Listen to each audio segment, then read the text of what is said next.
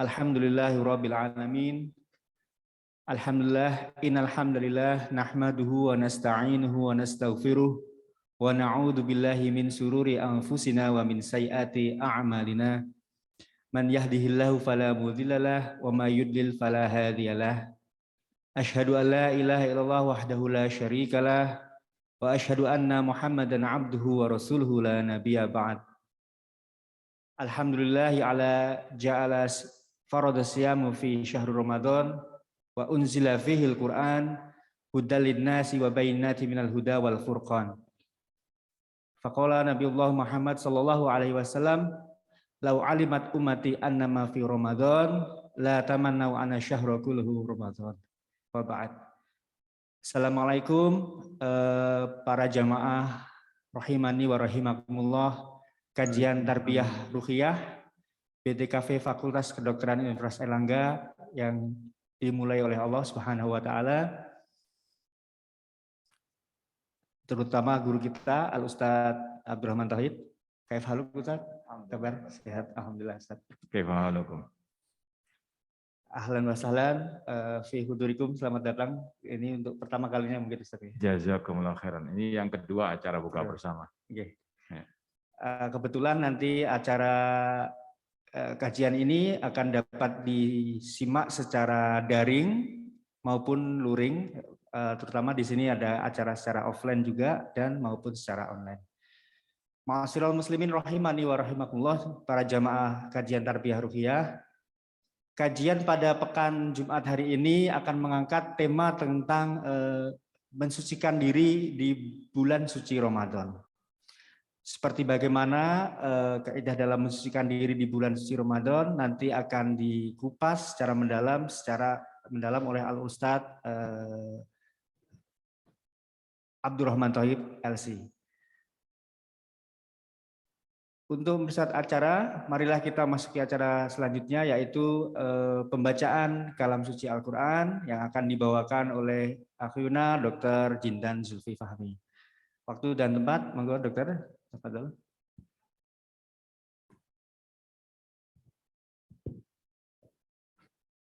Assalamualaikum warahmatullahi wabarakatuh. Waalaikumsalam warahmatullahi wabarakatuh. A'udzu billahi minasy syaithanir rajim. Bismillahirrahmanirrahim. Syahrul Ramadan alladzi unzila fihi al-Qur'anu hudan linnas.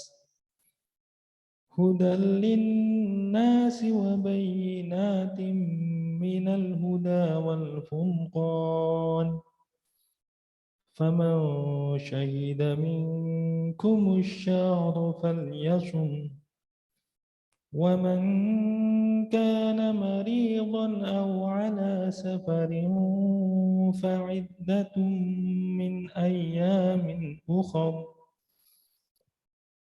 يريد الله بكم اليسر ولا يريد بكم العسر ولتكملوا العدة ولتكبروا الله على ما هداكم ولعلكم تشكرون. Sadaqallahul azim. Beberapa hari yang ditentukan itu ialah bulan Ramadan, bulan yang di dalamnya diturunkan permulaan Al-Quran sebagai petunjuk bagi manusia, dan penjelasan-penjelasan mengenai petunjuk itu dan pembeda antara yang hak dan yang batil. Karena itu, barang siapa di antara kamu hadir di negeri tempat tinggalnya di bulan itu, maka hendaklah ia berpuasa pada bulan itu. Dan barang siapa sakit atau dalam perjalanan, lalu ia berbuka, maka wajiblah baginya berpuasa sebanyak hari yang ditinggalkannya itu pada hari-hari yang lain. Allah menghendaki kemudahan bagimu dan tidak menghendaki kesukaran bagimu. Dan hendaklah kamu mencukupkan bilangannya, dan hendaklah kamu mengagungkan Allah atas petunjuknya yang diberikan kepadamu supaya kamu bersyukur. Shadaqallahul azim. Assalamualaikum warahmatullahi wabarakatuh. Waalaikumsalam warahmatullahi wabarakatuh. Jazakumullah khair, Dr. Jindan Zulfi Fahmi. Terima kasih banyak atas lantunan ayat suci Al-Quran yang sangat indah, surah Al-Baqarah. Selanjutnya adalah pemaparan materi yang akan disampaikan oleh Ustadz kita, Ustadz Abdurrahman Thayyib LC, yang akan membahas tentang tema Tazkiyatun Nafs fi Syahrul Ramadan, mensucikan diri di bulan suci Ramadan. Waktu dan sempat kami persilakan Ustaz. 1 jam. Assalamualaikum warahmatullahi wabarakatuh. Innal hamdalillah nahmaduhu wa nasta'inuhu wa nastaghfiruh wa na'udzu billahi min syururi anfusina wa min sayyiati a'malina. Man yahdihillahu fala mudhillalah wa man yudlil fala hadiyalah. Asyhadu an la ilaha illallah wahdahu la syarikalah wa asyhadu anna Muhammadan abduhu wa rasuluh. Ya ayyuhalladzina amanu taqullaha haqqa tuqatih wa la tamutunna illa wa antum muslimun. Ya ayyuhan nasu taqu rabbakum alladzi khalaqakum min nafsin wahidah wa khalaqa minha zawjaha wa batha minhuma rijalan katsiran wa nisaa'a wattaqullaha alladzi tasaaluna bihi wal arham innallaha kana 'alaikum raqibah.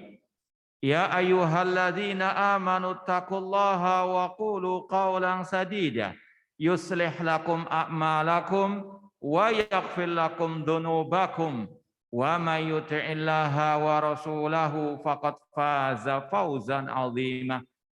Amma ba'd, fa inna asdaqal hadithi kitabullah wa khairal hadi hadi Muhammadin sallallahu alaihi wasallam wa syarrul umuri muhdatsatuha wa kullu muhdatsatin bid'ah wa kulla bid'atin dhalalah wa kulla dhalalatin finnar. Ma'asal muslimin, ikhwani fillah wa akhwati, bapak-bapak, ibu-ibu, saudara-saudariku rahimani wa rahmakumullah, tidak ada kata yang pantas untuk kita ucapkan pada kesempatan yang berbahagia ini melainkan puji syukur kepada Allah Subhanahu wa taala yang dengan limpahan nikmat hidayah serta pertolongannya kita dipertemukan oleh Allah Subhanahu wa taala dalam majelis yang mulia ini di dalam salah satu taman surga Allah yang ada di dunia ini. Semoga Allah Subhanahu wa taala mengumpulkan kita di surganya kelak. Ma'asal muslimin, ikhwani fillah wa akhwati, bapak-bapak, ibu-ibu, saudara-saudari rahimani wa rahmakumullah. Sebagaimana yang telah disampaikan tadi, tema kita pada kesempatan yang berbahagia ini tentang menyucikan diri di bulan suci. Ada ungkapan yang sangat indah yang dinisbatkan kepada seorang sahabat Rasulullah SAW yang bernama Salman Al-Farisi radhiyallahu anhu. Beliau pernah mengatakan, al-ardul muqaddasatu la tuqaddisu ahlaha. Tempat yang suci tidak bisa mensucikan orang yang hidup di dalamnya. Innama yuqaddisul insana amaluhu. Yang bisa mensucikan manusia adalah amal perbuatannya. Maka demikian pula dengan waktu bulan yang suci. Apalah artinya bulan suci kalau kita tidak mensucikan diri kita, jiwa kita. Sebagaimana apalah artinya kota Mekah, kota yang suci bagi orang-orang musyrikin jahiliyah, bagi Abu Jahal, Abu Lahab. Apalah artinya kesucian kota Madinah bagi orang-orang munafikin, terutama yang hidup di zaman Rasul pada waktu itu. Oleh karena itulah ma'asal muslimin, harus kita pahami bulan suci akan bermanfaat bagi kita kalau kita mensucikan diri kita. Oleh karena itulah Allah berfirman dalam surat Asy-Syams Allah mengatakan qad aflaha man zakkaha wa qad khaba man dassaha. Sungguh beruntung orang-orang yang mensucikan jiwanya dan sungguh rugi orang-orang yang mengotori jiwanya. Dan sebagai seorang muslimah yang sejati harus ada perhatian terhadap jiwanya, hatinya. Atau kalau istilah kita, rohani kita. Ya, mungkin antum di sini lebih tahu masalah jasmaninya. Namun harus betul-betul ada skala prioritas, yaitu rohani, hati dan jiwa ini sangat butuh perhatian lebih dari jasmani kita. Apalagi Allah memerintahkan kita, demikian pula Rasulullah SAW dalam sabda Rasulullah SAW mengatakan, inna li nafsika 'alaika haqqan. Sesungguhnya bagi jiwamu ada hak atasmu. Artinya ada kewajiban atas kita memperhatikan jiwa kita. Mengobatinya dari segala penyakit, membersihkannya dari segala kotoran. Karena inilah satu-satunya cara untuk kita bisa meraih kebahagiaan di dunia wal akhir. Karena dalam prinsip seorang muslimah yang sejati, kebahagiaan ada pada hatinya. Kebahagiaan ada pada rohaninya. Ala bi dzikrillah tatmainnul qulub. Dengan berzikir kepada Allah hati merasa tenang. Berapa banyak orang yang jasmaninya sehat walafiat, namun ketika hatinya, rohaninya, jiwanya ada penyakit, bahkan sampai mati, naudzubillah min dzalik, yang ada hanyalah kesengsaraan di dunia wal akhirah. Naudzubillah min dzalik. Maka kewajiban seorang muslim khususnya di bulan suci ini untuk memperhatikan jiwanya, mensucikan jiwanya. Meskipun ini sekedar kalau istilah kita ngeces saja. Mentazkiyatun nafas setiap waktu. Di mana saja kita berada. Cuma ini momentum untuk kita lebih lagi memperhatikan masalah jiwa kita. Karena sekali lagi apalah arti bulan suci kalau kita nggak mensucikan diri, jiwa, dan hati kita. Ma'asal muslimin rahimani wa rahimakumullah, Islam sebagai agama yang sempurna menjelaskan kepada kita segala hal yang dibutuhkan oleh muslimin dan juga muslimat.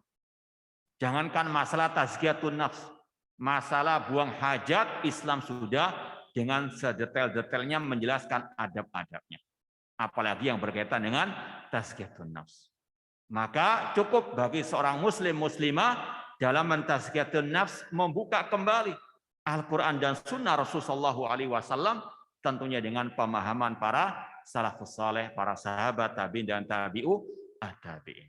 Apa saja kiat-kiat, cara-cara mensucikan diri, mensucikan jiwa dan hati, terutama di bulan yang suci ini. Kita mulai dengan kiat yang pertama, bagaimana mensucikan diri, terutama di bulan yang suci ini.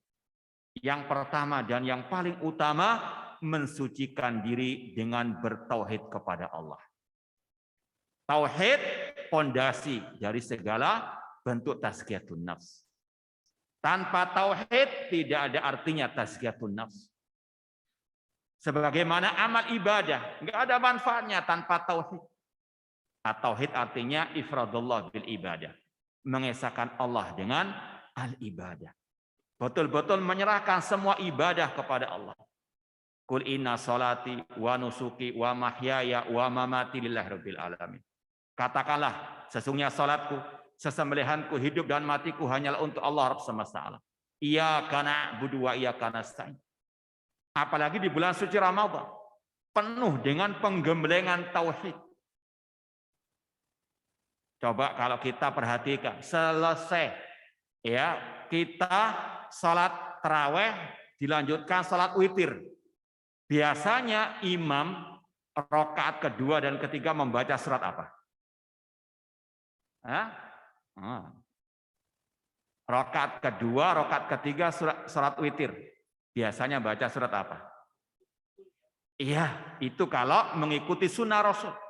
Sunnah Rasul, sholat witir 3 rakaat. Rakaat pertama Al-Fatihah, kemudian Sabbihisma Rabbikal A'la. Kemudian rakaat kedua Al-Fatihah ditambah apa? Qul ya ayyuhal kafirun.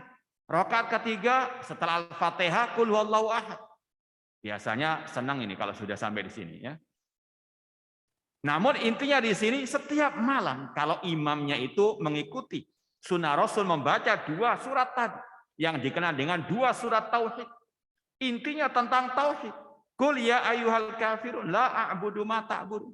Katakanlah wahai Nabi Muhammad, wahai orang-orang kafir, aku tidak beribadah, menyembah apa yang kalian sembah. Orang-orang kafir menyembah selain Allah, menyembah matahari, bintang, bulan, menyembah para malaikat, menyembah para nabi, menyembah para wali. Adapun orang muslim yang sejati hanya menyembah Allah. Qul huwallahu ahad. Setiap hari digembleng dengan pelajaran tauhid.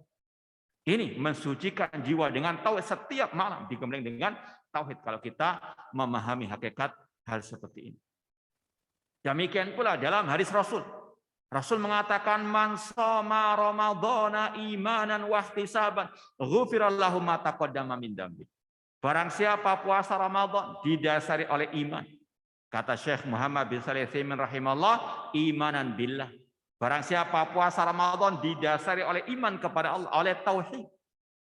Karena tidak ada artinya puasa tanpa tauhid. Sebagaimana kata para ulama, ibadah dengan tauhid seperti salat dengan wudu. Apakah sah salat tanpa wudu? Sah atau tidak? Tidak sah. Sama dengan ibadah tanpa tauhid, tidak sah. Allah berfirman dalam surat Al-Maidah ayat yang kelima, wa may yakfur bil iman faqad habita amalu. Barang siapa mengkufuri keimanan, gugur semua amal ibadahnya. Walau asyraku la habita anhum ma kanu ya'malu.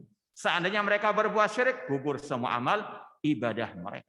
Makanya Rasul mengatakan barang siapa berpuasa di bulan suci Ramadan didasari oleh iman, oleh tauhid kepada Allah, wahtisaban mengharapkan pahala dari Allah, ghufira lahu ma taqaddama min dzambi. Maka diampuni dosanya yang telah lalu.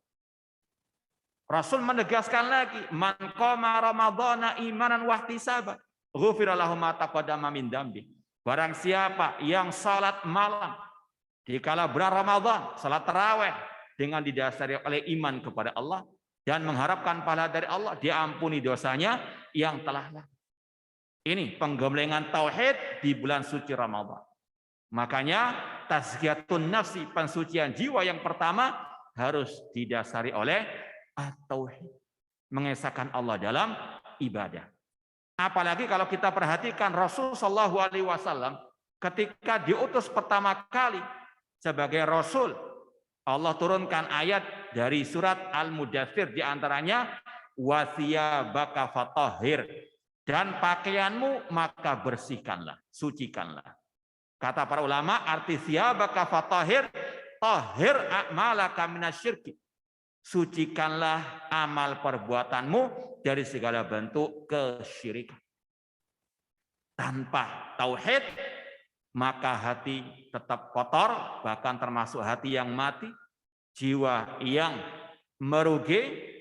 Bahkan Allah berfirman dalam surat Fussilat, wa wailul lil musyrikin alladzina la yu'tunaz zakah. Kecelakaan bagi orang-orang musyrikin. Siapa mereka? Allah katakan yaitu yang tidak menunaikan az-zakah. Mungkin sebagian orang mengira zakat fitri, zakat mal, padahal bukan.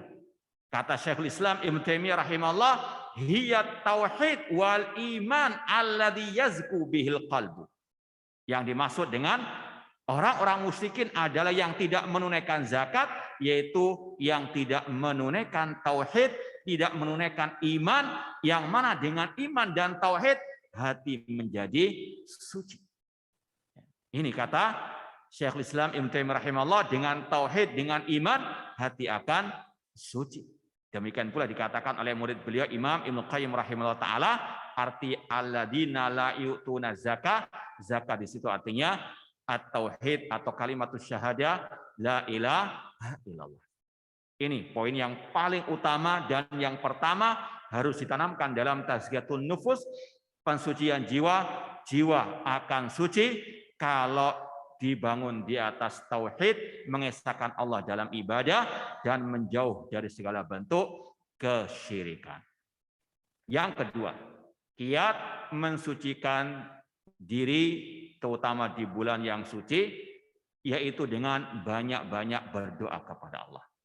Ini sebagai perwujudan dari yang pertama tadi, menyerahkan semua ibadah kepada Allah, menengadahkan tangan kita kepada Allah dalam segala permasalahan kita, urusan dunia dan akhirat, minta tolong kepada Allah. Iyyaka na'budu wa iyyaka nasta'in. Rasul SAW mengatakan, idza sa'alta fas'alillah wa idza sta'anta fasta'in billah. Jika engkau memohon, mohonlah kepada Allah. Jika engkau minta tolong, mintalah tolong kepada Allah dalam segala urusan kita. Karena kita la haula wala quwata illa billah. Kalau antum mendengarkan muadzin mengatakan hayya 'alas shalah, apa yang kita ucapkan? La haula wala quwata illa billah. Ini ikrar kita, pernyataan dari kita. Apa arti la haula wala quwata illa billah? Tidak ada daya dan kekuatan kecuali dengan pertolongan Allah. Artinya ketika muadzin memanggil kita sholat ke masjid, kita nggak akan mungkin bisa sampai ke masjid sholat berjamaah di masjid kecuali dengan pertolongan dari Allah. Itu ikrar kita. La haula wala quwata illa billah. Dan itu berlaku dalam segala urusan kita.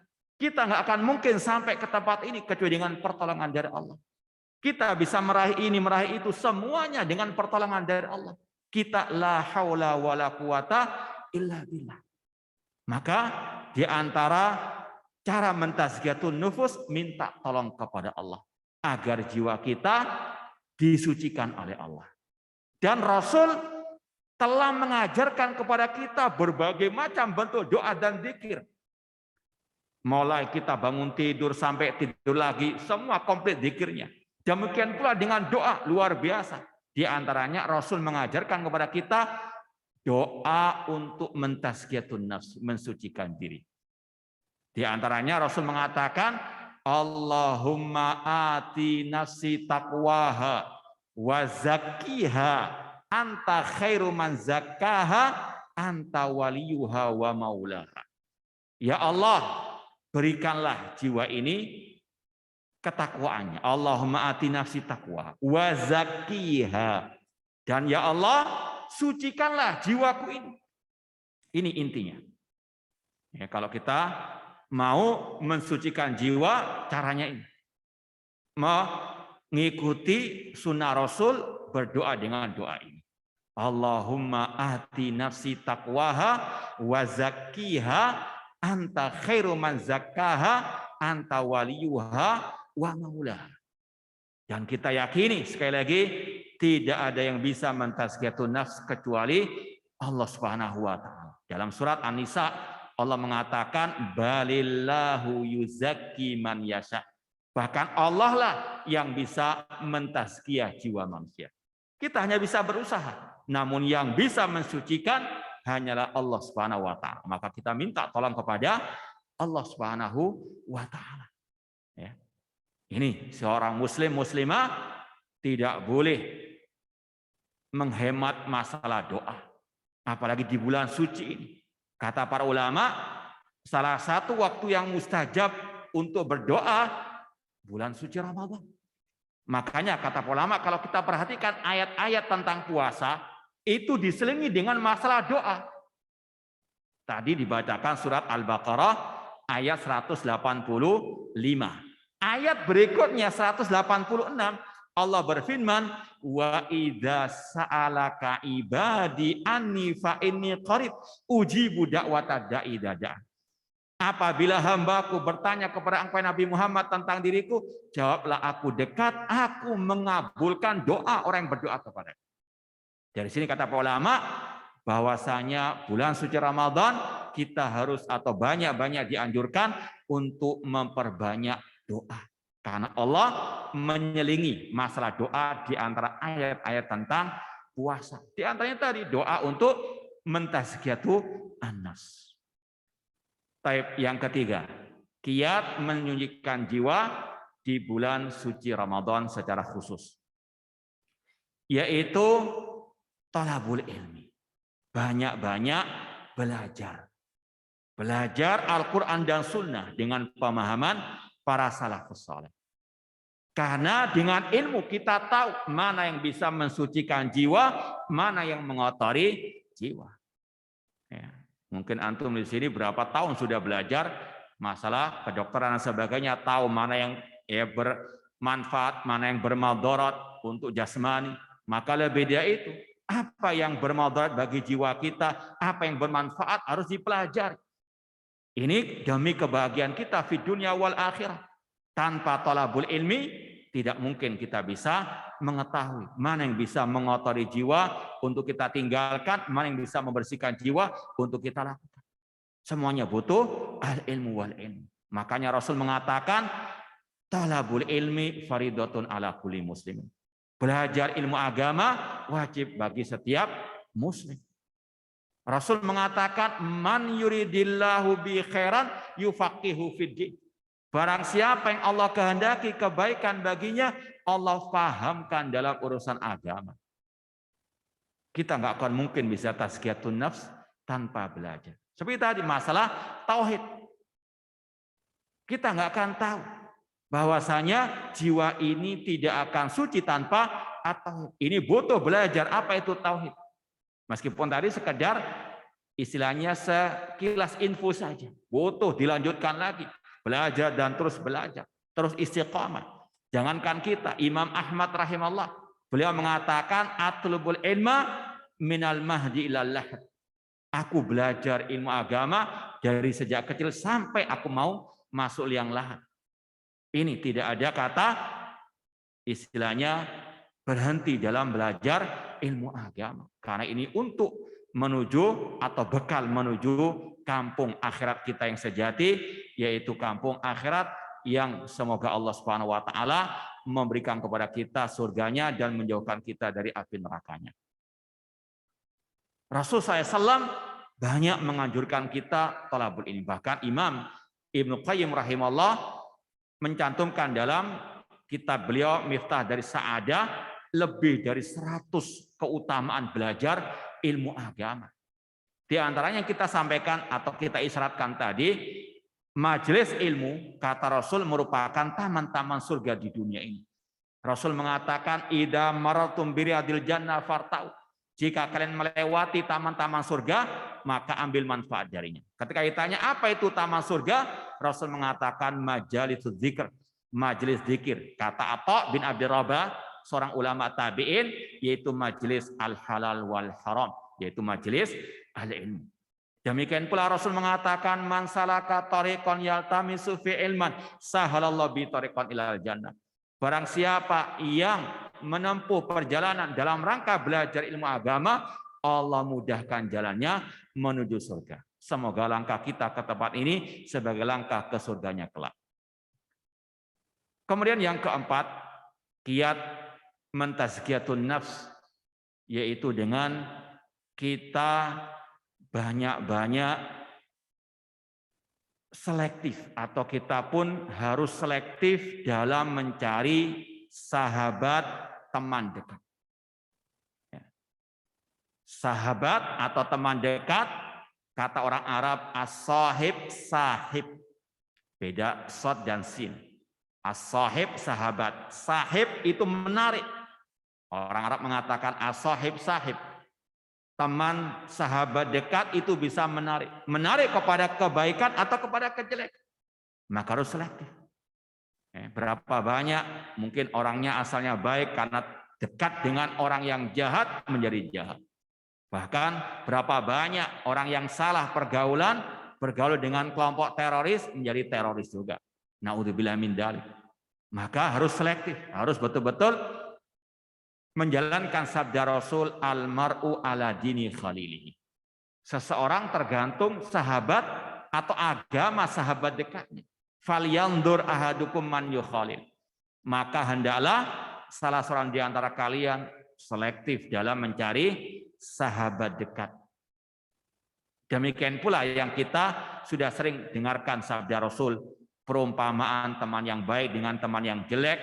Kalau teman yang baik seperti penjual minyak wangi, Paling tidak kita mendapat bau wanginya, meskipun kita nggak dapat minyak wanginya langsung. Namun kalau kita berteman dengan teman yang jelek, kata Rasul seperti berteman dengan pandai besi. Kalau nggak kena apinya, kena baunya. Dua-duanya jelek. Maka selektif dan selektif. Karena ini berkaitan dengan urusan akhirat kita. Sudah salah mencari teman, na'udzubillahi min dzalik. Urusannya bukan di dunia saja, namun sampai di akhirat. Yang berapa sekarang?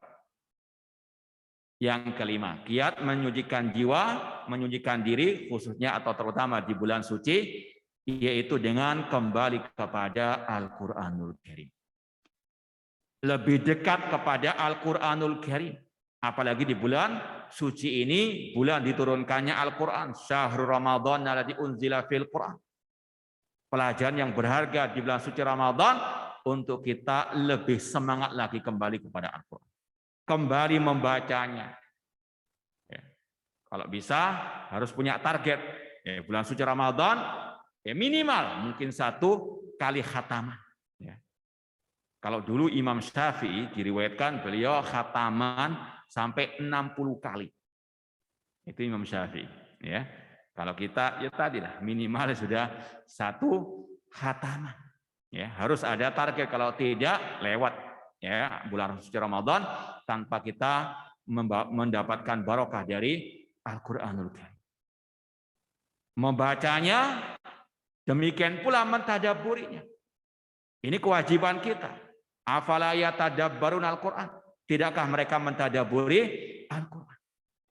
Dengan membaca Al-Qur'an, mendengarkan Al-Qur'an, hati akan tersucikan.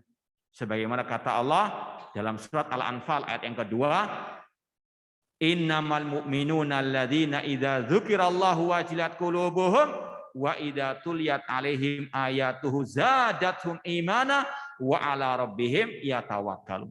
Sesungguhnya orang-orang beriman hanyalah orang-orang yang apabila disebut nama Allah, gemetarlah hati mereka. Ketika dibacakan ayat-ayat Allah, bertambahlah iman mereka. Dan kepada Rabb-Nya lah mereka bertawakal. Dengan membaca Al-Quran, mendengarkan Al-Quran, mempelajari Al-Quran, dan sekaligus mengamalkan Al-Quran, maka hati akan tenang, akan bersih, akan suci. Karena itulah kitab suci kita. Maka sungguh rugi kalau kita bermalas-malasan dalam membacanya, mempelajarinya, ataupun mengamalkannya. Allah Subhanahu wa taala mengatakan inna hadzal Qur'an yahdi lillati hiya aqwam. Sesungguhnya Al-Qur'an menyuruh kepada jalan yang lurus. Syahrul Ramadan alladzi unzila fil Qur'an hudal linnas wa bayyinatin minal huda wal furqan. Al-Qur'an itu sebagai petunjuk bagi kita semuanya. Maka kalau kita tidak kembali kepada Al-Qur'an, kita tidak akan mendapatkan petunjuk. Na'udzubillahi min dzalik. Allah juga mengatakan famanittaba'a hudaya fala yadhillu wa la yashqa. Barang siapa mengikuti petunjukku yaitu Al-Qur'an, dia tidak akan tersesat dan tidak akan sengsara selama-lamanya. Namun sebaliknya kata Allah, wa man a'rada an dzikri fa innalahu ma'isyatan dhanka wa nahsyuruhu yaumal qiyamati a'ma. Namun barang siapa berpaling dari Al-Qur'an, maka kata Allah kami buat kehidupannya sempit. Meskipun dia memiliki dunia dan seisinya, memiliki harta, jabatan, dan seterusnya. Namun kalau berpaling dari Al-Quran, Allah buat hidupnya sempit. Bahkan kata para ulama, sempit di dunia, bahkan juga disempitkan alam barzakhnya. Na'udzubillahi min dzalik. Maka sekali lagi, momentum bulan suci Ramadan, ini sangat tepat untuk kita lebih semangat lagi kembali kepada Al-Quran, membacanya, mentadabburinya, serta mengamalkannya dan berpegang teguh dengannya. Sebagaimana firman Allah, wa'tasimu bihablillahi jami'an wa la tafarraqu. Berpeganglah dengan tali Allah. Kata sebagian ulama tafsir, di antaranya Abdullah bin Mas'ud dari kalangan sahabat, hablillah yaitu Al-Qur'anul Karim. Poin yang berikutnya, kiat menyucikan jiwa, menyucikan diri, terutama di bulan suci, yaitu dengan menjadikan Rasul sebagai qudwah hasanah, sebagai suri toladan. Allah berfirman dalam surat Al-Ahzab ayat 21, laqad kana lakum fi rasulillahi uswatun hasanah. Sungguh telah ada suri teladan yang baik bagi kalian dalam diri Rasul, liman kana yarjullaha wal yaumil akhir. Bagi yang mau beriman atau bagi yang beriman kepada Allah dan hari akhir. Kata ulama tafsir yang bernama Imam Ibnu Katsir yang bermazhab Syafi'i dalam masalah fikih, Imam Ibnu Katsir rahimahullah berkata tentang ayat tadi, hadil ayat aslun kabirun fit ta'assi bir Rasul sallallahu fi aqwalihi wa af'alihi wa ahwalihi. Ayat ini merupakan landasan terbesar untuk seorang hamba meneladani, mengikuti Rasul dalam ucapannya, dalam perbuatannya, dan dalam segala keadaan. Dan ini merupakan konsekuensi kita mengucapkan asyhadu anna Muhammadar Rasulullah, yaitu ta'atuhu fima amar, mengikuti, mentaati apa yang diperintahkan oleh Rasulullah sallallahu alaihi wasallam. Kalau kita mengaku juga sebagai pengikut umat Nabi Muhammad, kewajiban kita meneladani Nabi Muhammad SAW. Jangan asal mengaku cinta kepada Rasul, tapi nggak ada buktinya. Apalagi Allah berfirman dalam surat Ali Imran ayat 31, Qul in kuntum tuhibbunallah fattabi'uni yuhibbukumullah. Katakan wahai Nabi Muhammad, jika kalian mengaku cinta kepada Allah, ittabi'uni, ikutilah aku, ikutilah Rasulullah SAW. Yuhibbukumullah, Allah pasti mencintai kalian, wa yaghfir lakum, dan pasti Allah mengampuni dosa-dosa kalian. Kata para ulama, ayat ini dinamakan ayatul imtihan, ayat ujian, untuk ngetes, untuk menguji siapa saja yang mengaku cinta kepada Rasul. Harus dites, cintanya ini jujur atau dusta, cintanya ini benar atau palsu. Dengan apa? Ikut enggak dia ajar Rasul sallallahu alaihi wasallam. Qul in kuntum tuhibbunallah fattabi'un. Maka harus seorang muslim muslimah meneladani Rasul dalam segala aspek kehidupannya, terutama dalam masalah tazkiyatun nafs. Ya. Bagaimana Rasul mentazkiyatun nafs? Harus diteladani. Tidak boleh ngarang-ngarang cara-cara untuk mentazkiyah nafsi yang tidak pernah diajarkan oleh Rasul sallallahu alaihi wasallam. Karena banyak orang-orang yang ngarang-ngarang metode-metode tazkiyatun nafsi yang tidak pernah diajarkan Rasul sallallahu alaihi wasallam. Ada yang semedi di tempat yang keramat, ada yang semedi di tempat-tempat yang gelap dan seterusnya, puasa sampai berhari-hari. Ini semuanya tidak pernah diajarkan oleh Rasul sallallahu alaihi wasallam. Bahkan dahulu ada sebagian sahabat, dalam Sahih Bukhari diriwayatkan, ada 3 sahabat Rasul datang kepada istri-istri Rasul bertanya tentang tata cara ibadah Rasul atau ibadah-ibadah Rasul. Ketika diberitahu, mereka taqaluha, merasa ibadahnya Rasul masih kurang, masih sedikit. Dan mereka mengatakan, oh iya, Rasul sudah diampuni dosanya yang telah lalu dan yang akan datang. Kemudian salah seorang dari mereka mengatakan, usolli wala arqud. Aku akan sholat malam terus, tidak mau tidur malam. Yang kedua mengatakan, asumu wala uftir. Aku puasa terus, enggak mau berbuka puasa. Yang ketiga mengatakan la atazawwajun nisa. Aku tidak mau menikahi perempuan-perempuan. Untuk fokus ibadah, fokus untuk mensucikan jiwa. Tapi apa kata Rasul? Ini akhsyakum lillah. Sesungguhnya aku adalah orang yang paling takut kepada Allah daripada kalian. Wa atqakum lahu, dan aku yang paling bertakwa kepada Allah daripada kalian. Walakinnani usolli wa anam. Namun aku sholat malam, aku juga tidur malam. Wa asumu wala wa uftir. Aku puasa, aku juga berbuka puasa. Wa atazawwajun nisa, dan aku juga menikahi perempuan-perempuan. Man raghiba an sunnati falaysa minni. Barang siapa tidak suka dengan sunnahku, dia bukan dari golonganku. Maka kalau kita mau mensucikan jiwa, ikuti tata cara Rasul. Jangan malah menyimpang, jangan malah ngarang metode baru. Malah itu justru akan mengotori jiwa. Ya kalau seperti masalah obat lah. Kalau kita salah obat bisa fatal akibatnya. Demikian pula lebih dari itu. Kalau kita sudah salah jalan mensucikan jiwa, menyelisih ajaran Rasul, fatal akibatnya. Bahkan kata seorang ulama yang bernama Ayub As-Sakhtiyani dari ulama salaf, mabtada'a atau majtahada rajulun fi bid'atin illa zadallahu minallahi bu'dan. Tidaklah seseorang itu giat dalam beramal yang tidak pernah diajarkan oleh Rasul kecuali semakin menambah jauh dari Allah. Inginnya dekat kepada Allah. Cuma kalau sudah salah jalannya semakin jauh. Ya, kalau kita jalan di suatu jalan luar kota misalnya, salah jalan bisa apa? Semakin jauh dari tujuan kita. Apalagi urusan akhirat. Maka dalam segala urusan agama, ittabi'u wala tabtadi'u. Kata Abdullah bin Mas'ud, ikuti yang sudah ada ajarannya, jangan mengarang-arang ibadah baru. Karena itu akan semakin menjauhkan kita dari Allah Subhanahu wa Ta'ala.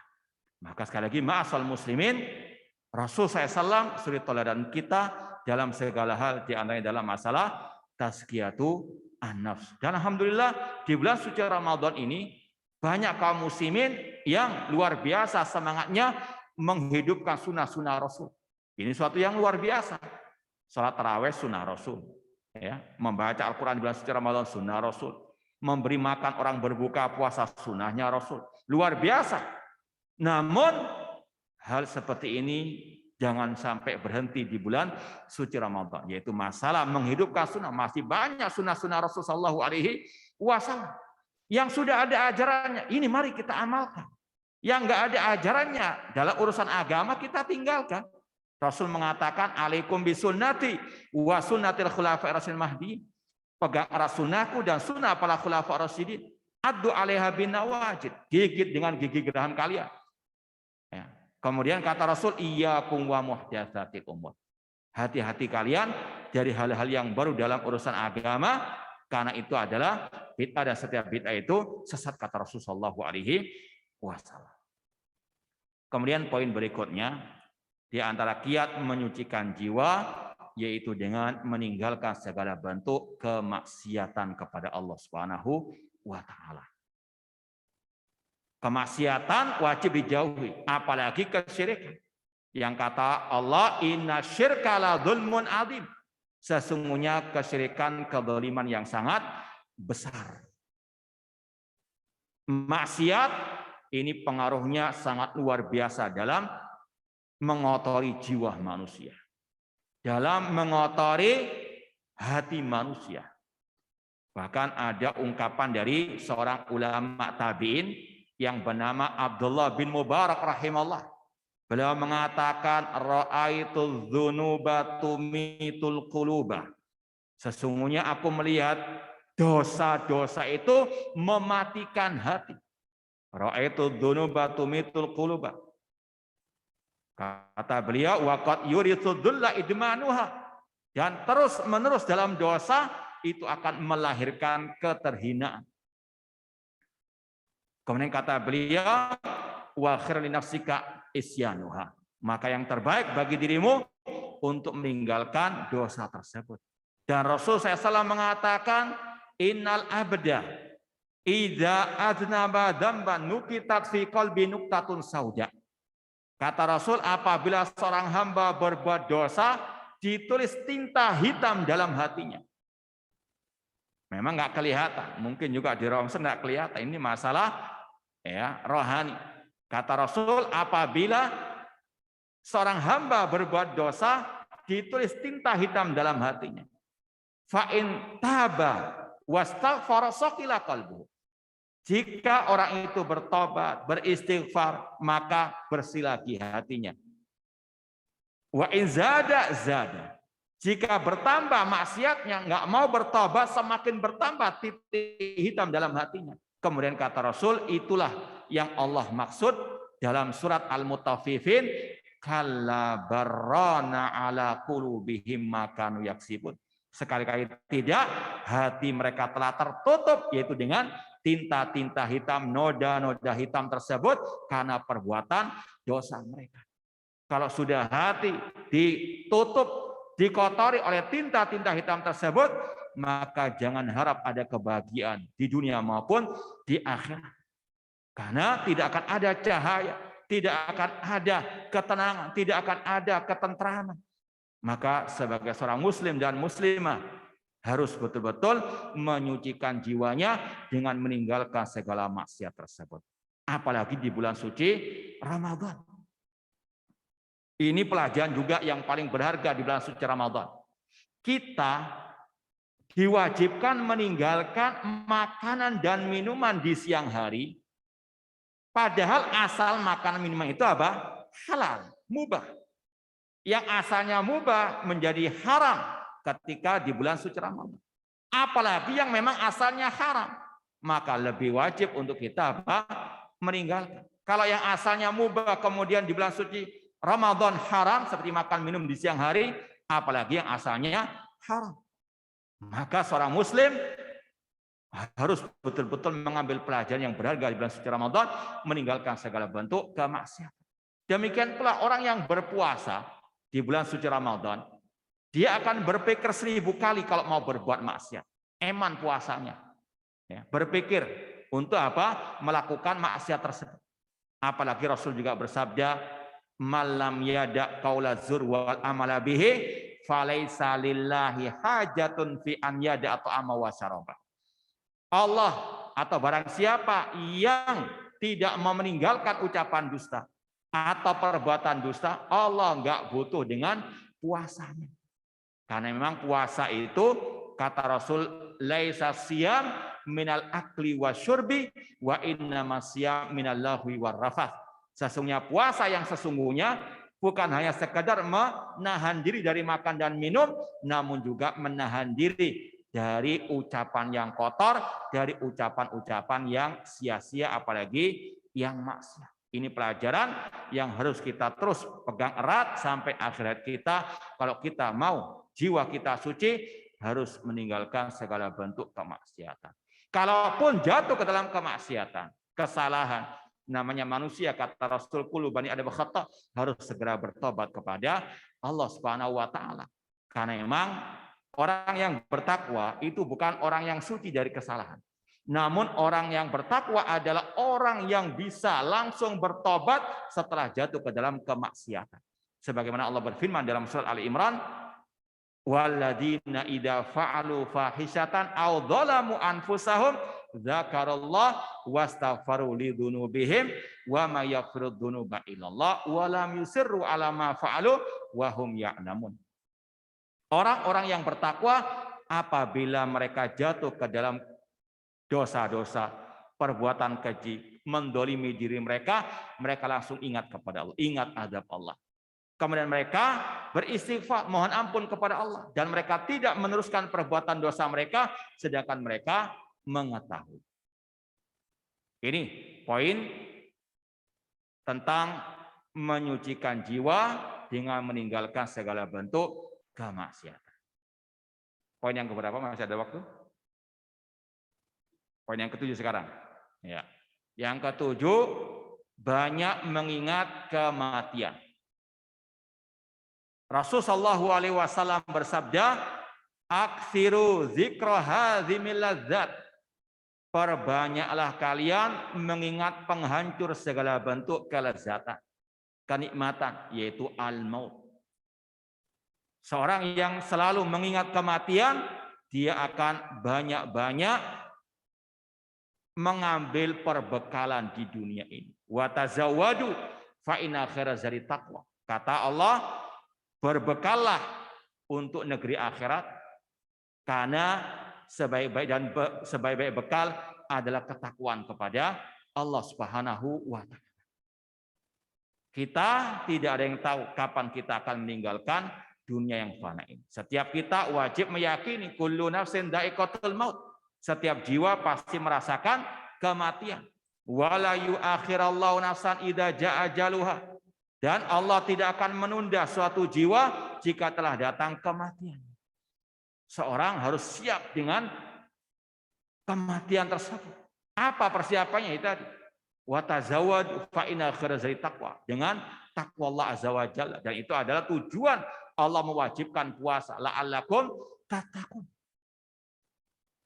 Kata Syekh Abdurrahman As-Sa'di rahimahullah dalam tafsir tentang ayat surat Al-Baqarah 183 tadi, la'allakum tattaqun.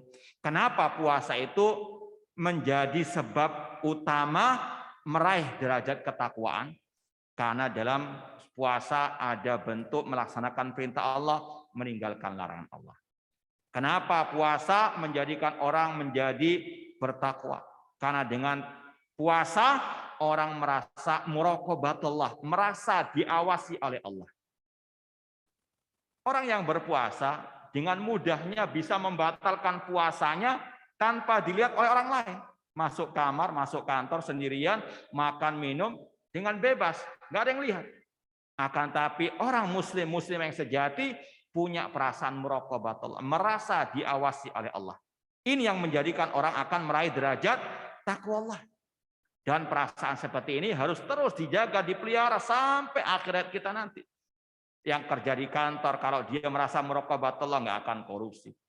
Orang yang berdagang di pasar nggak akan mengurangi timbangan kalau dia merasa diawasi oleh Allah. Ini cara meraih derajat takwa Allah dengan muraqabatullah, merasa diawasi oleh Allah. Dulu ada seorang ulama salaf mengatakan, silakan kalian berbuat maksiat namun di tempat yang tidak bisa dilihat oleh Allah. Di mana itu? Ada yang tahu? Hah? Tidak ada. La takhfa khafiyah. Tidak ada yang tersembunyi bagi Allah sesuatu apa. Ini perasaan yang harus ditanamkan dalam jiwa seorang muslimah, muraqabatullah, merasa diawasi oleh Allah. Kemudian takwa Allah diraih oleh orang yang berpuasa, karena orang yang berpuasa banyak melaksanakan bentuk-bentuk ketaatan kepada Allah dan sekaligus meninggalkan segala bentuk maksiat kepada Allah. Intinya setiap muslimah harus betul-betul yakin kematian pasti akan datang, tidak pandang usia, tidak pandang orang itu punya sakit atau tidak. Ya, sebagaimana ada ungkapan yang indah dari seorang penyair Arab. Penyair tersebut mengatakan, tazawwad minat taqwa fa innaka la tadri idza janna lailu hal ta'isu ilal fajri. Berbekalah dengan ketakwaan, karena Anda tidak tahu apabila malam sudah tiba, masihkah Anda bisa hidup esok hari. Wa kamin fata amsa wa asbaha dhahikan wa qad nusijat akfan wa huwa la yadri. Berapa banyak para pemuda yang sore hari, petang hari, malam hari masih bisa tertawa, bersenda gurau, namun kain kafannya sudah disiapkan untuknya. Wa kam min sigharin yurtajatul umrihim wa qad udkhilat ajsaduhum dzulmatal qabri. Berapa banyak anak-anak yang masih kecil yang masih diharapkan panjang usianya, namun jasadnya sudah dimasukkan ke liang lahat. Wa kam min sahihin mata min ghairi illatin. Berapa banyak orang yang sehat walafiat mati tanpa sakit, tanpa sebab. Wa kam min alilin maridin asatulan minad dahri. Dan berapa banyak orang yang sakit masih bisa hidup beberapa saat lamanya. Intinya harus siap dengan kematian, yaitu dengan berbekal tauhid, iman, dan al-amal as-saleh. Semoga Allah Subhanahu wa taala mengakhiri hidup kita dengan kalimat tauhid la ilaha illallah, dan semoga Allah memberikan kepada kita husnul khotimah. Masih ada waktu? 5 menit lagi. Ya, yang terakhir di antara kiat menyucikan jiwa, terutama di bulan suci Ramadan, yaitu dengan kita tidak boleh ujub, merasa wah kita sudah banyak beribadah, seolah-olah kita sudah pasti masuk surga. Naudzubillah min dzalik. Jangan pernah ada ujub. Jangankan kita, Nabi Ibrahim alaihissalam, Khalilullah, kekasih Allah, setelah beliau beribadah membangun Ka'bah, apa yang beliau katakan? Rabbana taqabbal minna. Ya Allah, terimalah amal ibadah kami. Masih mengharapkan, tidak bisa memastikan. Dahulu dikatakan para ulama salaf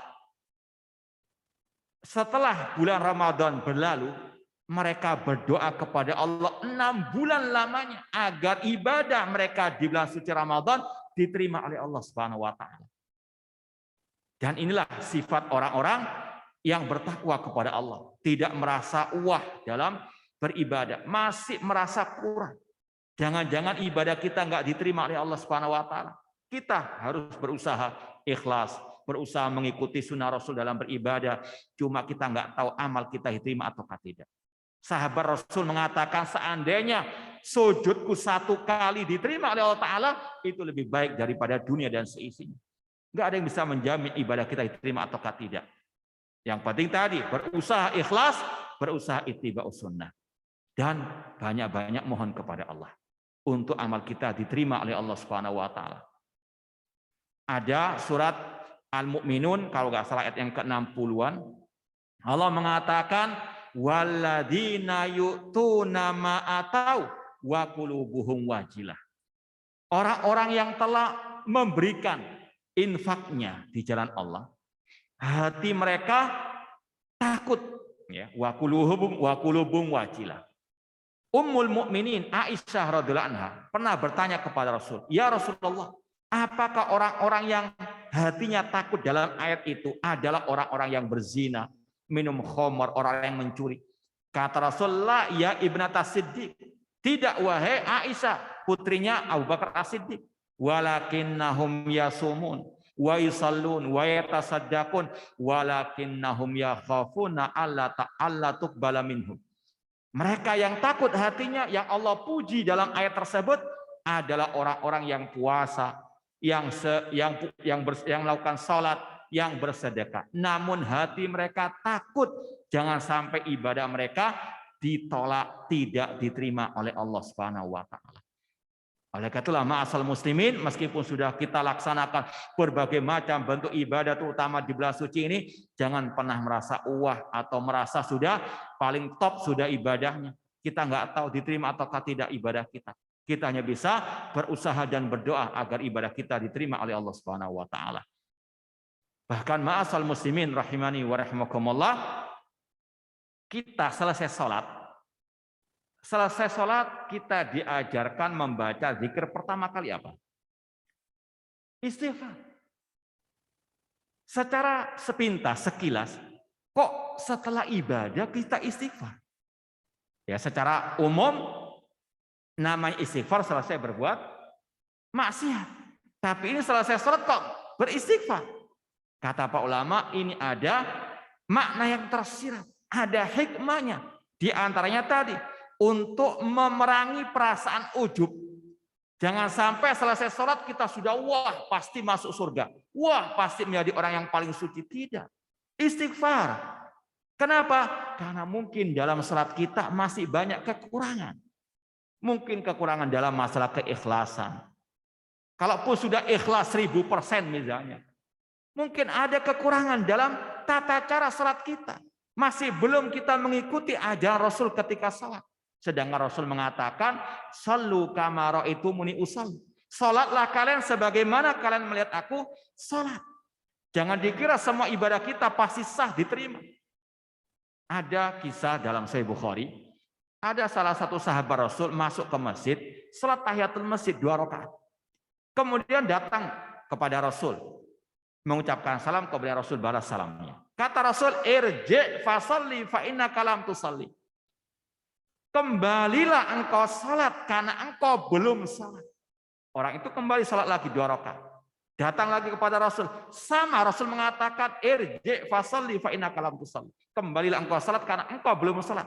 Artinya apa? Salatnya orang tersebut dianggap tidak sah oleh Rasulullah sallallahu alaihi wasallam. Karena apa? Keliru caranya atau salah ketika gerakan-gerakan salatnya.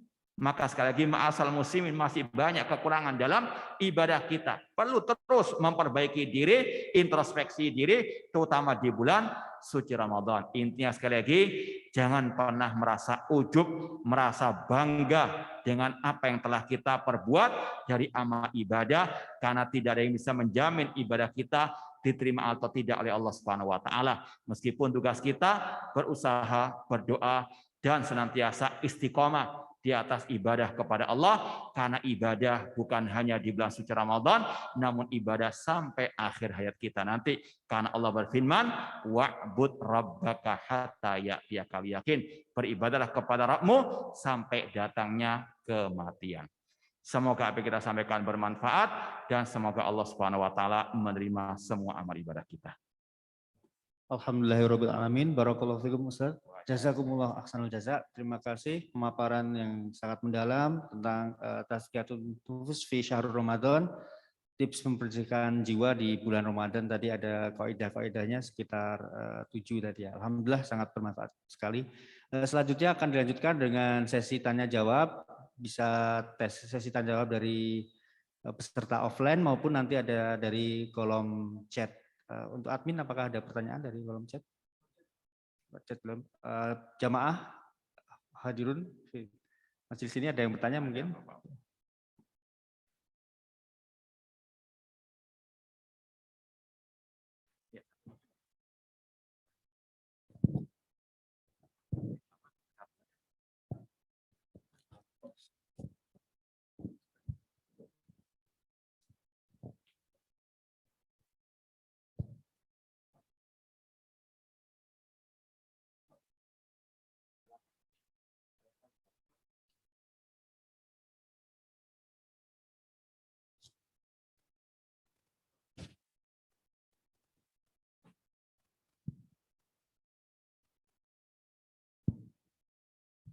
Assalamualaikum warahmatullahi wabarakatuh.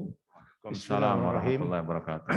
Mohon maaf Ustadz, saya sebagai mantan pimpinan perguruan tinggi, akhir-akhir ini menjadi bertanya-tanya. Apakah gerakan mahasiswa yang berdemo di bulan puasa itu membatalkan puasa mereka? Masalahnya adalah kami sebagai pimpinan ingin melarang tidak bisa, tidak dilarang juga salah. Jadi sekiranya demo yang di dalam tuntutannya itu menuntut atau ingin suatu perubahan, tujuannya baik, tapi apakah gerakan di dalam bulan puasa ini membatalkan puasa mereka atau tidak? Terima kasih. Assalamualaikum warahmatullahi wabarakatuh. Waalaikumsalam warahmatullahi wabarakatuh. Ya, terima kasih atas pertanyaannya. Ada 2 poin yang mungkin bisa kita jelaskan di sini. Yang pertama berkaitan masalah pembatal puasa. Ini sudah dijelaskan oleh para ulama berdasarkan Al-Quran dan Sunnah Rasulullah SAW. Yang intinya yang membatalkan puasa adalah makan dan minum atau yang semisal dengannya.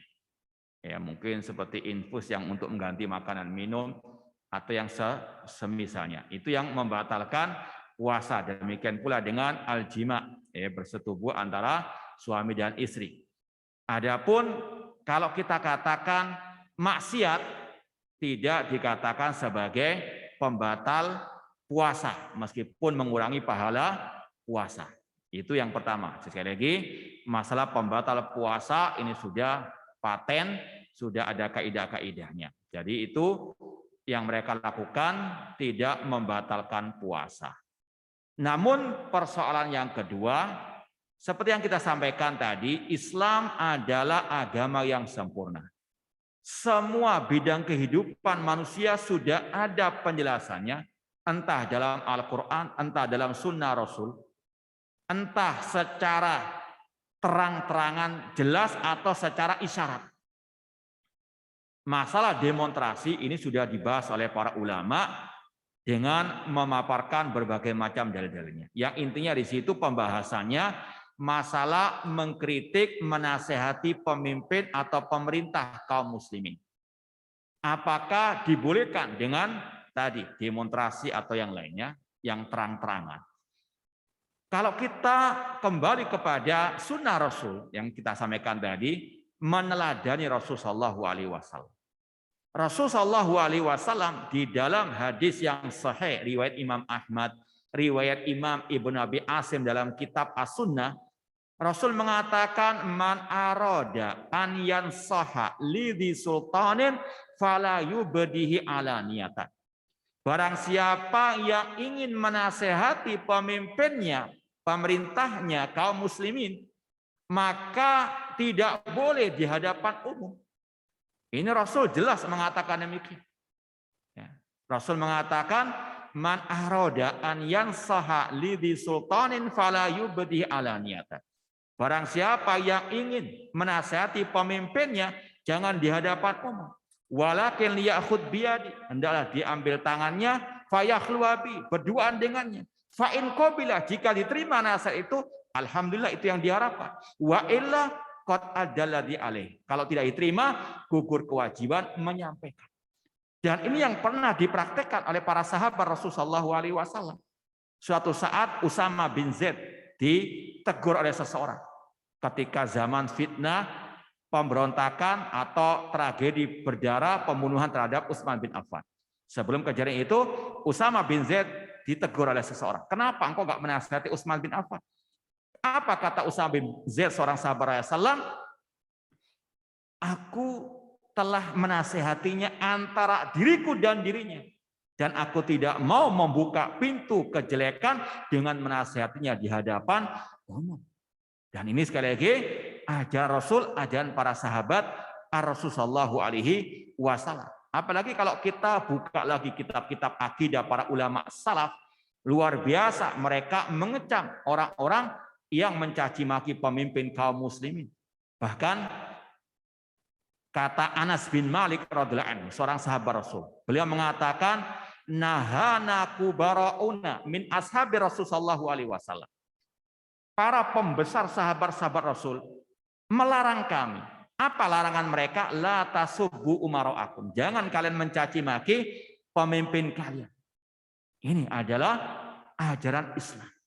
Dan wajib kita pahami bersama, kalau ada pemimpin atau kedoliman pemimpin, itu sebab utamanya kedoliman yang di bawah. Ini sunnatullah. Ini firman Allah dalam surat Al-An'am. Allah mengatakan, wa kadzalika nuwalli ba'dadh dhalimina ba'dhan bima kanu yaksibun. Demikianlah kami kuasakan orang yang dolim atas orang dolim yang lainnya karena perbuatan dolim mereka. Makanya ada ungkapan yang indah dari seorang ulama yang bernama Al-Imam Ibnu Abil Is Al-Hanafi dalam Syarah Aqidah Thahawiyah. Beliau mengatakan, fa'idha aradar ra'iyah an yatakhallasu min dzulmil amiril dhalim falyatrukud dzulma. Apabila rakyat ingin terbebas dari kezaliman pemimpin yang zalim, mereka dulu yang harus meninggalkan kezaliman. Karena ungkapan ulama salaf juga mengatakan, kama takunu yuwalla alaikum. Pemimpin itu istilahnya bayangan cerminan kalian. Kalau kita bercermin, yang keluar di cermin itu wajah siapa? Ya wajah kita. Demikian pula pemimpin. Kalau ada pemimpin yang zalim, itulah wajah kita. Kita yang banyak berbuat kezaliman. Makanya dulu ada kisah Al-Khalifatul Rasyid Ali bin Abi Thalib pernah diprotes oleh sebagian rakyat beliau. Wahai Amirul Mukminin, kenapa kepemimpinanmu ini kok nggak sama dengan kepemimpinan Abu Bakar dan Umar bin Khattab? Apa kata Ali bin Abi Thalib? Iya betul. Karena rakyatnya Abu Bakar wa Umar sahabat Rasul, manusia terbaik. Sedangkan rakyatku seperti ente ini. Gimana mau baik? Jadi, dan ini sebagaimana firman Allah, innallaha la yughayyiru ma biqaumin hatta yughayyiru ma bi anfusihim. Allah tidak akan merubah nasib suatu kaum sampai mereka merubah nasib mereka. Ya mungkin kita sebagai pemimpin atau pimpinan paling tidak memberikan masukan, meskipun kalau memang nggak boleh melarang ya tadi memberikan masukan-masukan diterima, alhamdulillah. Nggak diterima, kata Allah wa ma'alaina ilal balah. Tujuan petugas kita menyampaikan. Wallahu taala a'lam. Iya, sama-sama. Barakallahu fikum. Terima kasih. Selanjutnya ada yang mau bertanya? Ya.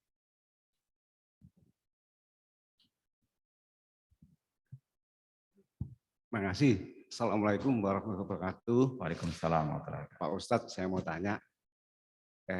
Sudah lama memang sudah beredar dan viral sekali masalah sholat tercepat di dunia. Ada yang sampai 23 itu 7 menit, ada yang 6 menit. Gimana menurut Pak Ustadz itu? Menurut keasahan dari sholat tarawih tersebut. Ya, Terima kasih. Assalamualaikum warahmatullahi wabarakatuh. Ini sudah kita singgung tadi meskipun tidak secara terang-terangan ataupun secara jelas, yaitu dalam kisah orang yang sholat kemudian ditegur oleh Rasulullah SAW. Dalam Sahih Bukhari kisahnya itu, yang dikenal dengan istilah hadis musi'is shalah, hadis yang berkaitan dengan orang yang jelek sholatnya, yaitu orang tersebut sholat tahiyatul masjid 2 rakaat. Tapi kata Rasul, irji' fasalli fa innaka lam tusalli. Kembalilah engkau salat karena engkau belum salat. Padahal sudah 1 rakaat. Artinya Rasul menganggap salatnya tidak sah. Sampai orang itu mengulang mungkin sampai 3 kali. Sampai orang itu angkat tangan. Ya Rasulullah, ini yang aku bisa, maka ajari aku salat yang benar. Rasul pun langsung mengajarkan kepada orang itu tata cara salat yang benar. Di antara penjelasan para ulama, kenapa orang itu dianggap enggak sah salatnya? Karena salatnya enggak tumakninah, enggak tenang, enggak istilahnya alon-alon, namun cepat-cepatan. Artinya kejar setoran, atau kalau istilah hadis juga seperti ayam yang mematok jagung cepat-cepatan. Kata Rasul enggak sah salatnya. Naudzubillah min dzalik. Makanya sekali lagi kata para ulama, syarat diterimanya amal ibadah yang pertama harus ikhlas, harus mengharap ridho pahala dari Allah saja. Yang kedua harus mengikuti tata cara Rasul Shallallahu Alaihi Wasallam. Apalagi Rasul mengatakan, "Sallu kama ra'aitumuni usalli." Salatlah kalian sebagaimana kalian melihat aku salat. Ini yang kita isyaratkan tadi. Kepingin dekat kepada Allah. Tapi kalau sudah salah jalan, salah caranya, semakin jauh dari Allah. Enggak diterima amal ibadahnya tersebut. Ya sekali lagi, ini yang Rasul ajarkan kepada kita. Oleh karena itulah sudah kita sampaikan tadi, salah satu kiat menyucikan jiwa dengan thalabul ilmi, belajar terus belajar. Kita masih banyak kekurangan. Masalah salat saja yang mungkin sudah mulai kecil kita laksanakan, masih kita harus yakini masih banyak kekurangan. Contoh. Karena kalau saya sering menguji jamaah yang hadir di kajian anak, masalah keikhlasan kita nggak tahu hati orang. Cuma masalah tadi mengikuti sunnah Rasul. Contoh masalah sholat. Di antara kalau kita mau tanyakan di sini, siapa di antara jamaah sekalian yang sudah pernah menghatamkan membaca kitab sholat dalam Sahih Bukhari? Kitab yang termulia setelah Al-Qur'anul Karim. Kitab hadis induk kaum muslimin, kitab Sahih Bukhari. Di situ ada kitabus shalah, kitab tentang bagaimana Rasul itu sholat. Secara teori saja, sudahkah kita pelajari? Ataupun mungkin ada kumpulan sifat salat Nabi, tata cara sifat salat Nabi. Misalnya Syekh Albani, Syekh bin Bas. Sudah kita menghatamkan? Itu pertanyaan bagi kita semuanya. Kalau kita belum, berarti ada masalah dengan salat kita. Teorinya saja kita belum menguasai. Bagaimana mempraktekannya? Kemudian juga setelah membaca, belum tentu pas pemahamannya. Kemudian juga bagaimana prakteknya. Intinya banyak-banyak terus belajar tentang bagaimana tata cara ibadah Rasul, di antaranya masalah salat. Wallahu ta'ala a'lam. Gitu, Pak. Alhamdulillah.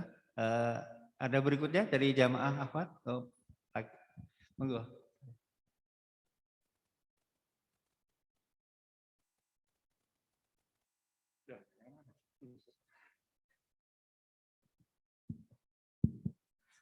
Assalamualaikum warahmatullahi wabarakatuh. Waalaikumsalam warahmatullahi wabarakatuh. Ada 2 pertanyaan Pak Ustadz yang menggelitik saya selama ini. Pertama, ibadah kita sudah melakukan ibadah paling besar antara sholat, puasa, dan sodakoh. Orang bilang sodakoh adalah rabuknya orang hidup, rabuk wong urip. Nah ini mana pahalanya yang paling besar di antara yang kita lakukan di kehidupan sehari-hari. Yang kedua, orang meninggal, ruh balik pada Sang Pencipta. Tetapi perbuatan-perbuatan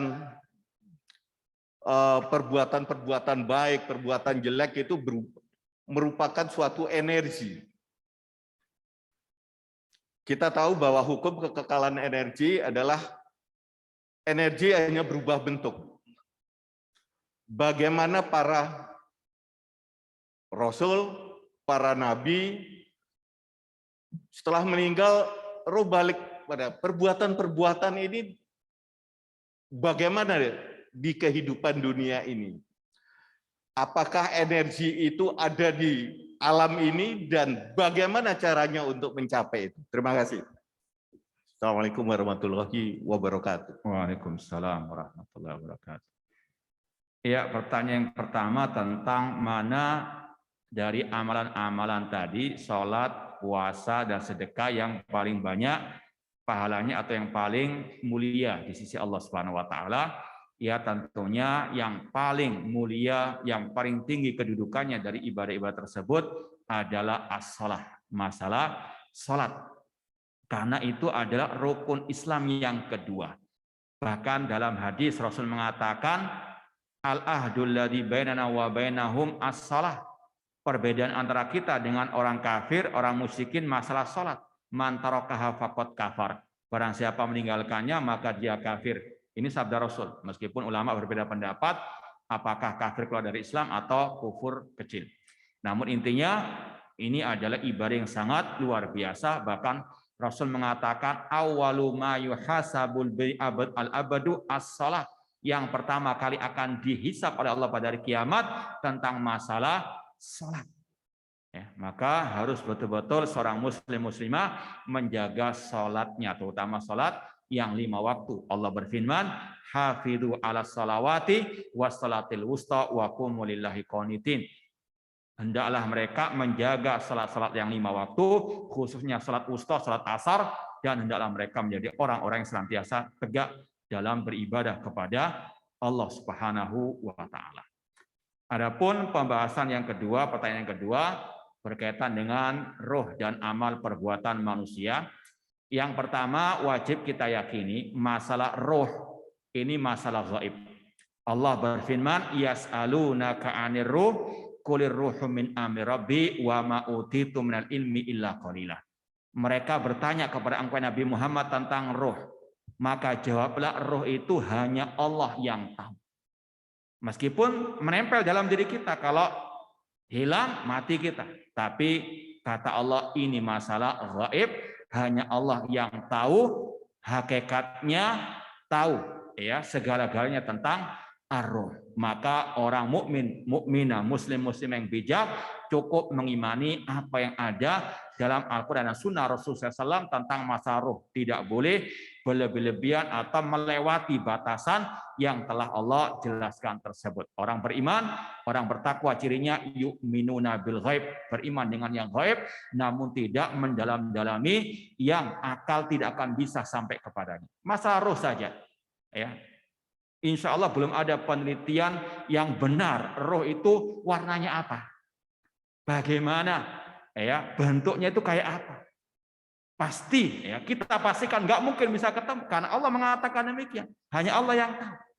Ya, namun kita tahu bagaimana roh itu lewat sabda Rasulullah SAW. Seperti dalam masalah roh ketika dicabut oleh malakul maut dalam hadis riwayat Imam Ahmad dari Bara bin Azib radhiyallahu anhu, malaikat maut yang mencabut roh orang mukmin, orang kafir, dan bagaimana ketika dicabut tersebut kemudian diberikan kepada malaikat-malaikat yang lain sampai kalau rohnya orang beriman dibawa ke langit sampai ke 7. Ya, kemudian kata Allah disuruh kembalikan ke alam kuburnya dan dia akan digabungkan lagi dengan jasadnya, lalu didatangi malaikat mungkar wan nakir, ditanya marabbuka wa man nabiyuka wa ma dinuka. Ini kalau orang mukmin. Kalau orang kafir jangankan sampai ke langit 7. Langit pertama saja sudah disuruh balik ke dunia, dilemparkan sampai ke alam barzahnya, kemudian ditanya tentang tadi marabbuka man nabiyuka dan seterusnya. Ini kita hanya tahu masalah roh kalau ada dalilnya dari Al-Qur'an dan Sunnah Rasulullah SAW. Adapun amal perbuatan manusia, kita yakini amal perbuatan manusia semuanya akan diminta pertanggungjawaban di hari kiamat. Dalam hadis tadi, riwayat Imam Ahmad, Rasul mengatakan orang mukmin yang telah bisa menjawab pertanyaan mungkar wan nakir akan mendapatkan nikmat kubur. Semoga Allah menganugerahkan kepada kita nikmat kubur. Dibentangkan alam kuburnya. Ini masalah gaib, ya. Dan jangan sampai naudzubillah min dzalik karena terlalu cerdas kemudian kita mengatakan tidak ada digali kubur jadi terbentang luas, kemudian ditampakkan surga. Ini masalah gaib. Liang lahat ini bukan alam barzakh. Alam barzakh itu alam gaib antara alam dunia dengan alam akhirat. Sekarang kita nggak tahu. Ya, kalau mau tahu mati dulu. Jadi sekali lagi kata Rasul, nanti orang yang mendapatkan nikmat kubur diantaranya ditemani oleh seseorang yang berwajah tampan, yang wangi baunya. Ketika ditanya, siapa dirimu? Dia menjawab, ana amalukas soleh. Aku adalah amalmu yang soleh. Allah Maha Kuasa atas segala sesuatu. Allah Maha Kuasa merubah amalan yang abstrak menjadi sesuatu yang berbentuk seperti dalam hadis tadi. Sebaliknya, orang kafir yang nggak bisa menjawab pertanyaan mungkar wan nakir diberikan azab kubur. Semoga Allah menjauhkan kita dari azab kubur. Di antaranya ditampakkan api neraka, demikian pula ditemani oleh seseorang yang jelek wajahnya. Kemudian ditanya, siapa dirimu? Ana amaluka toleh, aku amal kejelekan. Naudzubillahi min dzalik. Ini yang mungkin bisa kita sampaikan. Wallahu taala alam. Ustaz, alhamdulillah. Berikutnya.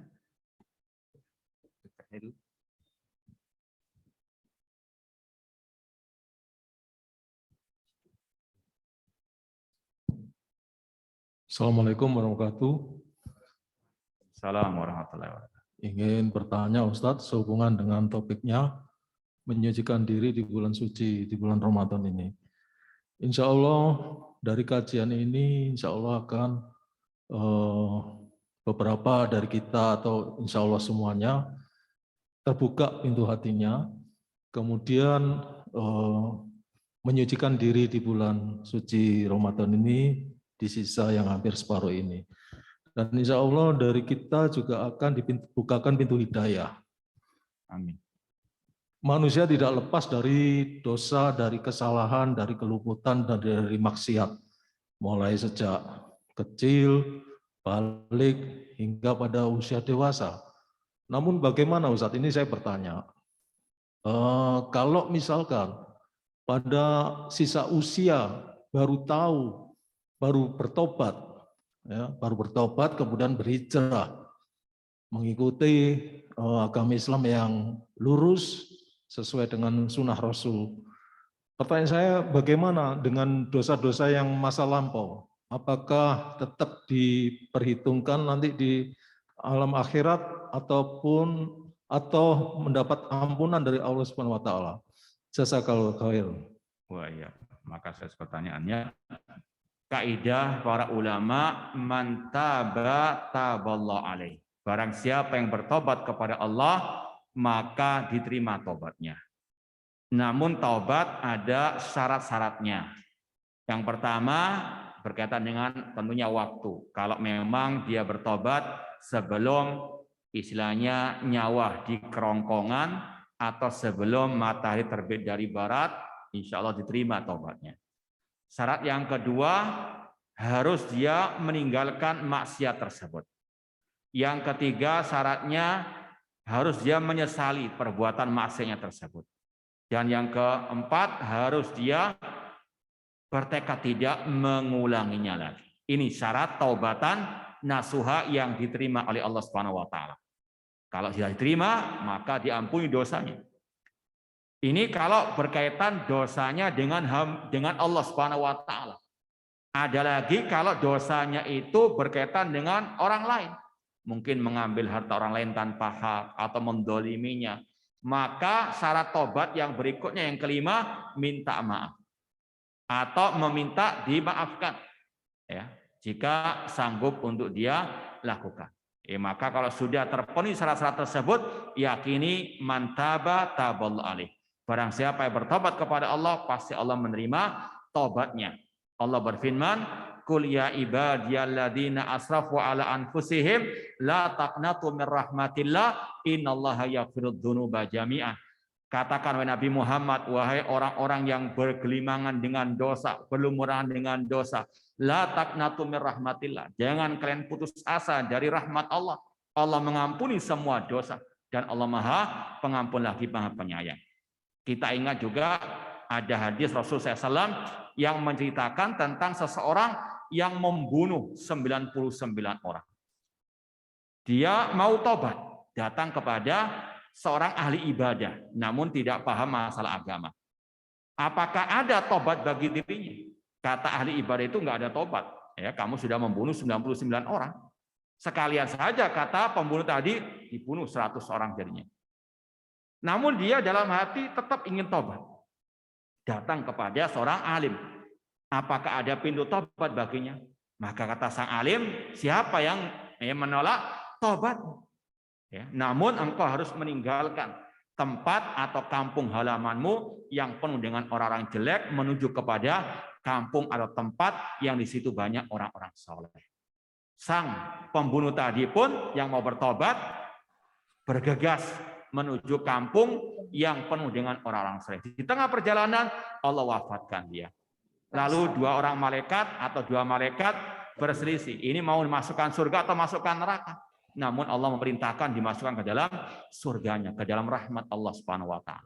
Artinya sekali lagi, orang yang sudah berlumuran dosa membunuh 100 orang saja masih ada tobat dan bisa masuk surga, apalagi yang di bawah itu. Yang penting tobat nasuha dengan syarat-syaratnya tadi, ya ayyuhalladzina amanu tubu ilallahi taubatan nasuha. Tidak ada kata terlambat sebelum tadi nyawa di kelongkongan ataupun matahari terbit dari arah barat, pintu tobat masih terbuka. Kemudian setelah tobat tersebut, ya memperbanyak dari kebaikan-kebaikan. Karena Allah berfirman, innal hasanat yudhibnas sayiat. Sesungguhnya kebaikan-kebaikan itu menghapus kejelekan-kejelekan. Semoga Allah Subhanahu wa taala menutupi segala dosa dan aib kita di dunia ini dan semoga Allah mengampuninya di akhirat kelak. Wallahu a'lam.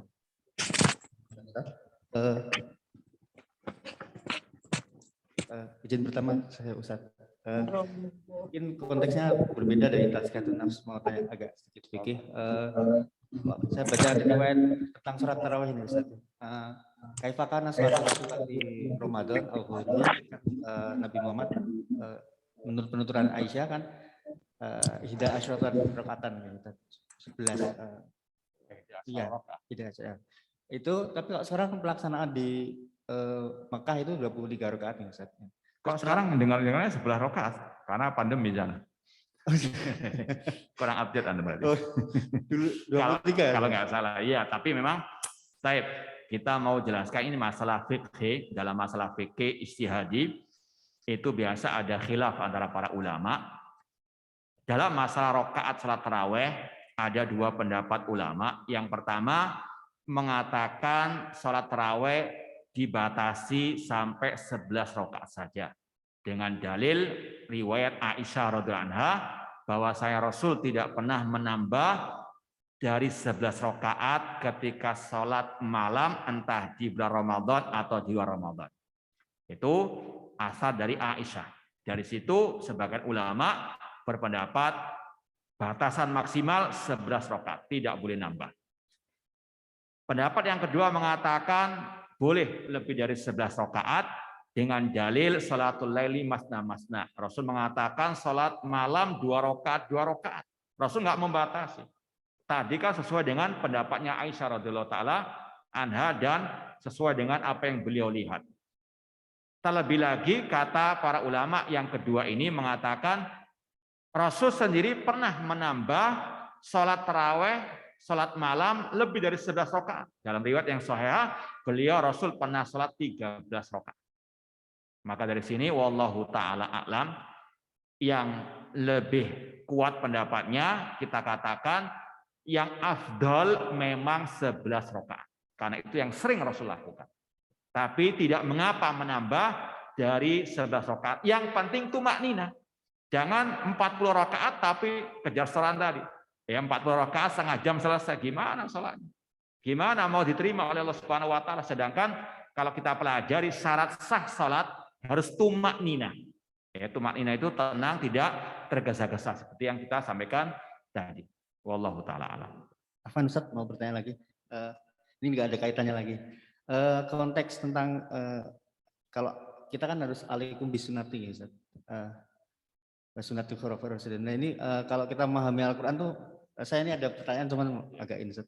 Kalau di Al-Qur'an kan disebutkan fankihu ma tobalakum masna wasulas waruba kan apa nikahilah 2, 3 atau 4 kok. Al-Qur'an menyebutkannya 2, 3, 4 dulu ya Ustaz kok tidak dari 1 dulu. Ini boleh tadi jawab ini. Hah? Penasaran saya. Ini mancing atau gimana? Iya, yang pertama kita katakan masalah menikah ini salah satu ibadah yang dianjurkan di dalam al-Islam. Ya. Otomatis harus mengikuti tuntunan Rasul SAW, ajaran Al-Quran dan Sunnah Rasulullah SAW. Dan ayat-ayat Al-Quran itu satu dengan yang lain saling melengkapi. Ya, saling melengkapi. Masalah menikah, ya otomatis yang pertama satu wanita. Kemudian kalau memang ini kata para ulama masalah, mohon maaf, poligami, ini dibolehkan dalam Islam ya dengan ada aturan-aturannya. Ya, artinya kita tidak boleh menolak, itu bisa sampai kufur kalau kita menolak syariat Islam. Tidak boleh juga berlebihan. Ya, makanya ulama membahas ada orang-orang yang sampai istilahnya haram untuk melakukan hal tersebut kalau memang tidak terpenuhi syarat-syaratnya. Ya, contoh misalnya mau menikah lebih dari 1, namun tujuannya untuk menyakiti yang mau dinikahi tersebut. Ini sangat diharamkan dalam al-Islam. Ya, sekali lagi ada perincian-perinciannya dan kita yakini syariat Islam semuanya baik, tidak ada yang jelek, cuma terkadang oknum-oknum yang melaksanakannya yang keliru ataupun yang menyimpang. Wallahu taala a'lam. Jazakumullah khair. Kita akhiri kajian kita pada tarbiyah ruqyah sunnah PTKV FKUA. Jumpa kita lagi pada kajian pekan depan. Mudah-mudahan kita dikuatkan dalam iman dan Islam. Mari kita tutup kajian kita dengan bacaan doa kafaratul majelis. Subhanallahumma rabbana wa bihamdika asyhadu an la ilaha illa anta. Jazakumullah khair Ustaz. Wa iyyakum. Nasrul minallah wa fathun qarib wa basyiril mu'minin. Wassalamualaikum warahmatullahi wabarakatuh. Waalaikumsalam.